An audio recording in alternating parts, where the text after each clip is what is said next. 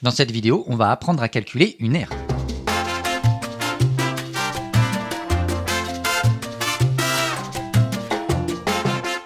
Alors pour calculer une aire, ça va dépendre en fait de la formule à utiliser et donc de la figure que l'on étudie. Si on souhaite calculer l'aire d'un carré, on doit utiliser la formule côté fois côté. Par exemple, pour ce carré-là, côté fois côté devient 5 fois 5 puisque le côté du carré vaut 5 cm. On trouve 25, donc l'aire de ce carré vaut 25 cm². Attention à l'unité, les longueurs sont en centimètres, donc l'aire est en centimètres carrés. Si on doit calculer l'aire d'un rectangle, la formule est la suivante, longueur fois largeur. Donc pour cet exemple-là, ça va devenir 10 fois 3, ce qui donne 30. Et ici, l'unité, c'est mètres carrés, 30 mètres carrés. Si on a un triangle, alors on peut avoir ce type de triangle ou celui-ci, mais la formule à utiliser est la même.